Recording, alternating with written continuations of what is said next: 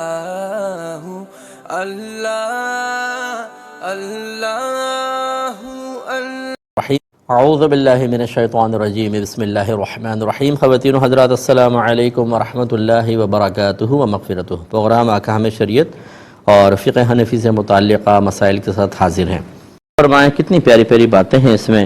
پہلی چیز تو یہ کہ حضرت انس بن مالک کہتے ہیں کہ ابو طلحہ رضی اللہ تعالیٰ عنہ انصار میں سے سب سے زیادہ مالدار تھے. اس کے اور نبی کریم موجود ہیں. اس کا مطلب یہ ہوا کہ مال کو پاس رکھنا یہ کوئی برا نہیں ہے. بعض لوگ ہم سمجھتے ہیں کہ یہ مال بہت بری چیز ہے، مالدار بہت برے ہوتے ہیں، مالداروں کو آخرت میں بہت ذلت کا سامنا کرنا پڑے گا. یہ غلط خیال ہے.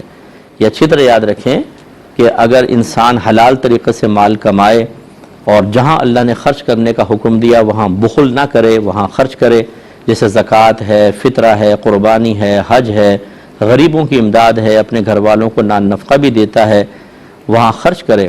اور اگر جمع رکھتا ہے تو اچھی نیت کے ساتھ جمع رکھتا ہے، یعنی جب بچ گیا، حقوق اللہ ادا کیے، حقوق العباد ادا کیے، پھر بھی بچ گیا اور وہ اچھی نیت سے جمع کر کے رکھتا ہے تو اس میں کوئی مسئلہ نہیں ہے.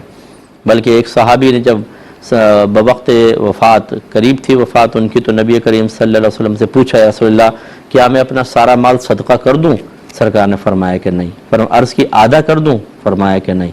عرض کی کیا 1/3 کر دوں، یعنی 1/3 3 حصے کر کے 1 حصہ اللہ کی راہ میں دے دوں؟ سرکار نے فرمایا یہ بہتر ہے.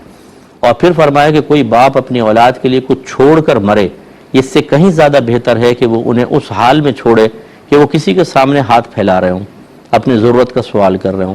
یہ دیکھیں کتنی کامل تعلیم ہے. اب لوگ یہ سمجھتے ہیں کہ جو بعض ایسے عام جو لوگ ہوتے ہیں جن کو زیادہ ڈیپلی انہوں نے دین کا مطالعہ نہیں کیا ہوتا، جی مال بڑی بری چیز ہے، سب خرچ کر دو، مال پاس رکھنا منع ہوتا ہے. ایسا نہیں ہے.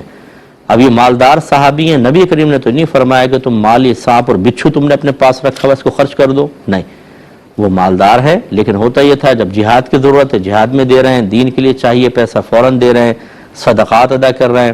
اس کے بعد اگر مال کی کثرت ہے کوئی نقصان نہیں ہے. اور یہ روایت پہلے بھی بیان ہو چکی ہے، اگر آپ کے ذہن میں ہو کہ کچھ صحابہ نبی کریم صلی اللہ علیہ وسلم کے پاس آئے اور عرض کیا رسول اللہ ہمارے کچھ بھائی ایسے ہیں جو ہم سے آگے نکل گئے ہیں اجر میں. سرکار نے فرمایا وہ کیسے؟ عرض کی کہ ہم بھی نماز پڑھتے ہیں، وہ بھی نماز پڑھتے ہیں، ہم روزہ رکھتے ہیں، وہ بھی رکھتے ہیں، لیکن ہمارے پاس مال نہیں ہے اور وہ مال خرچ کر کے اللہ تعالیٰ کی رضا حاصل کرتے ہیں.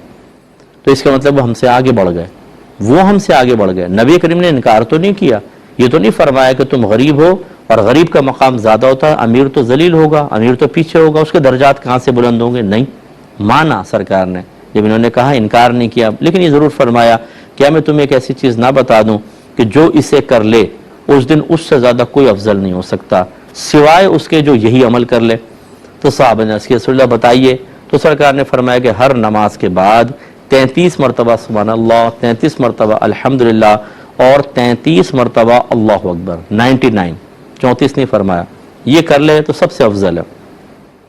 کچھ دن بعد پھر وہ صحابہ آ گئے، یا رسول اللہ ہم نے یہ عمل کیا. میں اولم ٹریڈ سے منافع کی رقم اس طرح نکلواتا ہوں.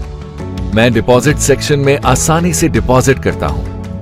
میں قیمت کے چارٹ کا تجزیہ کرتا ہوں اور ٹریڈ کھولتا ہوں. جب ہمارے مالدار بھائیوں کو پتہ چلا انہوں نے بھی اس کو شروع کر دیا.